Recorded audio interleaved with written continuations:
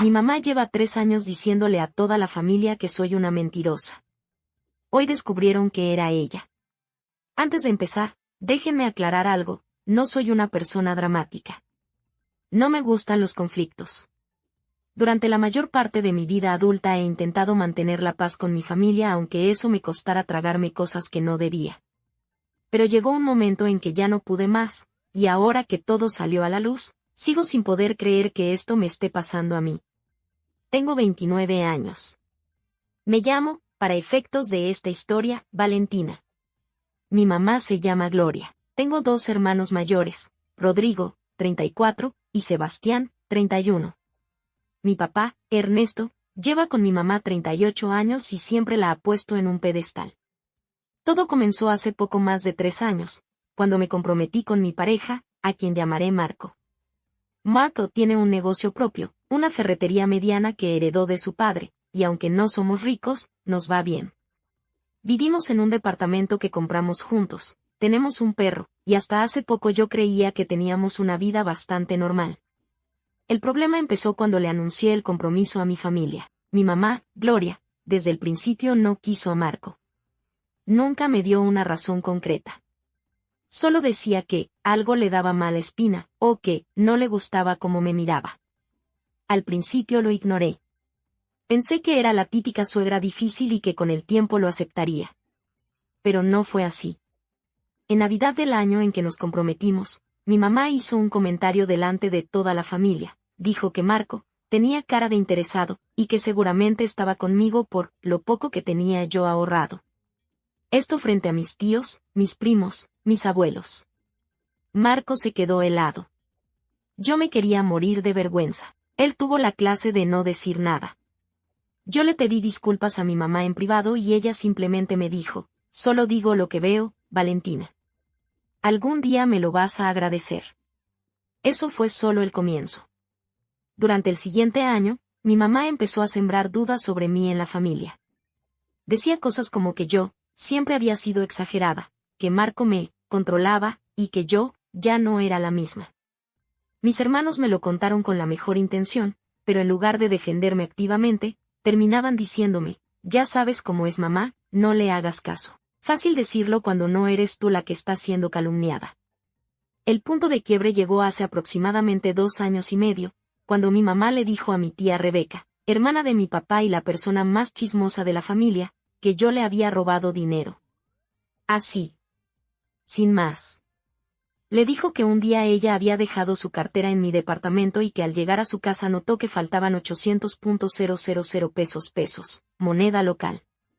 Y que estaba, casi segura, de que había sido yo.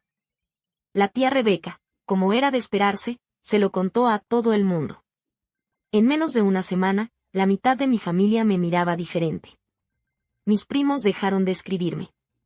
Mi abuela paterna me llamó llorando a preguntarme si era verdad. Mis hermanos me dijeron que seguramente había sido un malentendido, pero que, de donde viene humo, hay fuego. Yo le pregunté a mi mamá directamente. Le dije, mamá, ¿de verdad dijiste eso? Y ella me respondió, con una calma que hasta hoy me eriza la piel, solo dije lo que pensé que había pasado. Si me equivoqué, lo lamento. Pero tú sí sabes cómo eres, tú sí sabes cómo eres. Esa frase me persiguió durante meses. ¿Cómo soy, exactamente? ¿Qué sabía ella que yo no sabía de mí misma? Marco quería cortar toda relación con mi familia en ese momento. Le pedí que esperara. Cometí el error de creer que si yo demostraba con hechos que era una persona honesta, todo se solucionaría solo. Pero eso no es como funciona cuando la persona que te destruye es tu propia madre. Los meses siguientes fueron un infierno silencioso. Iba a las reuniones familiares y sentía las miradas. Nadie me decía nada directamente, pero la distancia era palpable. Mi papá, Ernesto, me llamaba de vez en cuando para ver cómo estaba, pero nunca salió en mi defensa. Decía que no quería meterse entre madre e hija. Un año después del episodio del dinero, mi mamá fue un paso más allá. Le dijo a Rodrigo, mi hermano mayor, que ella creía que yo tenía un problema con el alcohol, y que Marco me lo ocultaba a la familia por vergüenza. Que una vecina mía, que nunca ha existido o al menos yo jamás la identifiqué, le había dicho que me veía, en estados deplorables, los fines de semana. Rodrigo, a su crédito, me lo dijo, pero también me dijo que, de algo debía venir, esa preocupación de mamá. Fue entonces cuando decidí buscar ayuda psicológica. No porque creyera que tenía un problema con el alcohol, no lo tengo, sino porque estaba empezando a cuestionarme a mí misma de formas que me asustaban. Me preguntaba si realmente era como ella decía. Si había algo malo en mí que yo no podía ver. Mi psicóloga fue la primera persona que me dijo con claridad la palabra que yo no me atrevía a pensar, gaslighting. Y eso, amigos de Reddit, es básicamente el contexto. Hace 3 semanas ocurrió algo que cambió todo. Mi mamá organizó una reunión familiar, algo que hace cada 2 o 3 meses, en la casa de mis padres. Asistimos todos, mis hermanos con sus respectivas parejas, mis tíos, mis primos mayores.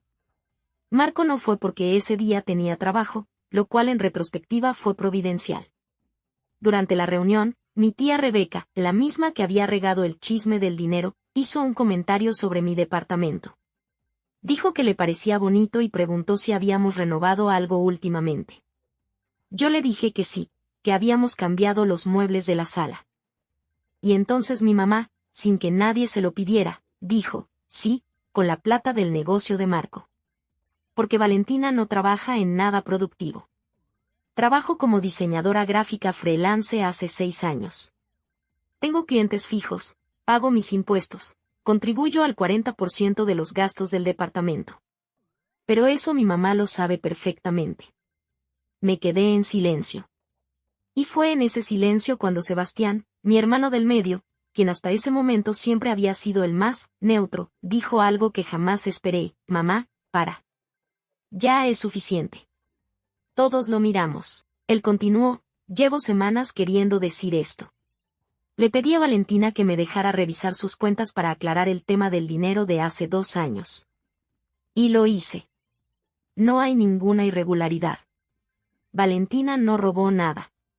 Y creo que todos en esta mesa lo sabíamos, pero nadie dijo nada. El silencio que siguió fue el más denso que he experimentado en mi vida.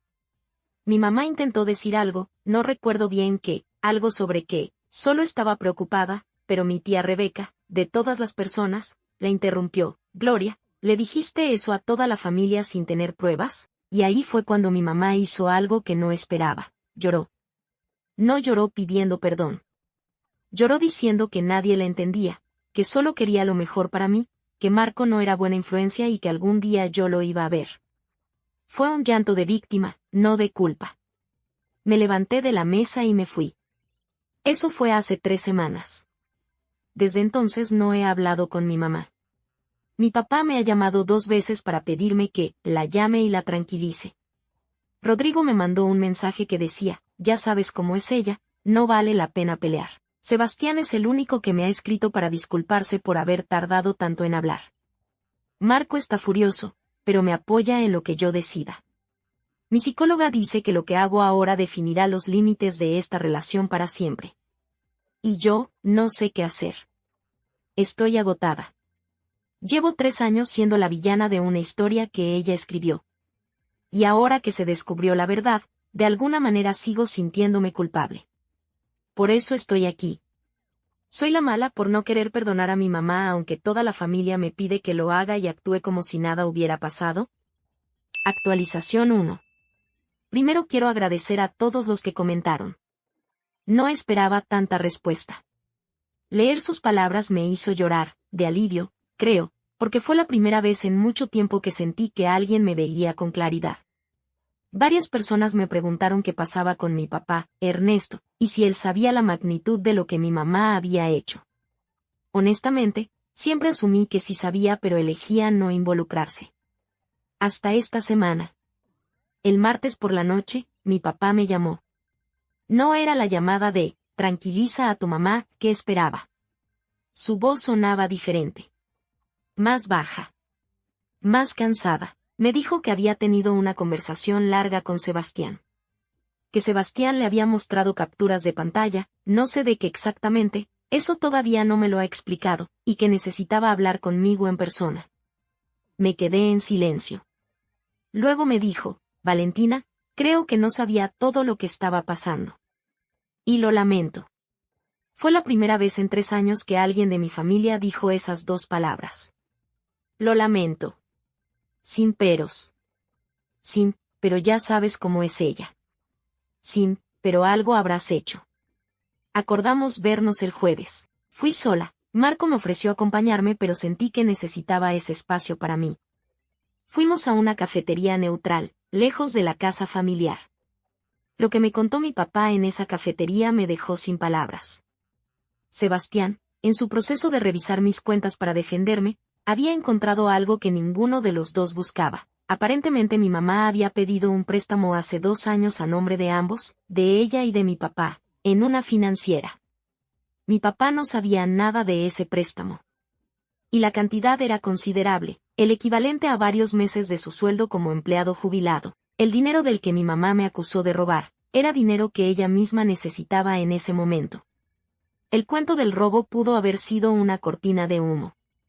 Mi papá no lo dijo con esas palabras. Fue cuidadoso. Dijo que, todavía no entendía todo. Pero sus ojos decían lo que su boca no podía. Salí de esa cafetería caminando como en piloto automático. Llamé a Marco. Lloré durante 20 minutos seguidos. Luego llamé a mi psicóloga y le pedí una cita de urgencia para el día siguiente. No tengo más información todavía. Sebastián dice que hay cosas que aún está investigando. Mi papá está procesando todo. Mi mamá, según me dijo él, está muy afectada porque siente que la familia se puso en su contra. La ironía de esa frase es tan grande que no tengo palabras. Les cuento cuando sepa más. Gracias por seguir aquí. Actualización 2. Sé que muchos estaban esperando esta actualización. Intentaré ser lo más clara posible, aunque les advierto que la información que tengo ahora es más complicada, y más dolorosa, de lo que esperaba. Sebastián me citó en su departamento el sábado pasado. Estaba su pareja, a quien llamaré Diana, y también estaba mi papá. Era la primera vez que los 4 estábamos en la misma habitación sin mi mamá desde hacía años. Se sentía extraño. Triste, de alguna forma. Sebastián fue directo. Resulta que cuando él comenzó a revisar mis cuentas para defenderme, lo hizo con mi autorización, quiero que quede claro. Tuvo que revisar también los registros de la cuenta familiar de mis papás para entender el contexto del supuesto robo. Y fue ahí donde empezó a ver cosas que no cuadraban. Mi mamá, Gloria, lleva aproximadamente 4 años manejando las finanzas del hogar de mis papás. Mi papá se jubiló hace 6 años y cobran 2 pensiones modestas. Sebastián encontró movimientos en la cuenta conjunta que mi papá no reconocía, retiros en efectivo periódicos por montos que, acumulados, representaban una suma significativa. Cuando Sebastián le mostró los registros a mi papá, él tardó casi 2 días en procesar la información. Algunos de esos retiros coincidían con fechas en que mi mamá le había dicho a él que había gastos de la casa, o reparaciones, que nunca ocurrieron. Sebastián también encontró el préstamo del que me habló mi papá en la cafetería. Era real, una financiera, $4.200.000 pesos, a nombre de ambos pero tramitado solo por mi mamá, con la firma de mi papá. Él dice que no recuerda haberlo firmado, aunque reconoce que su firma está ahí.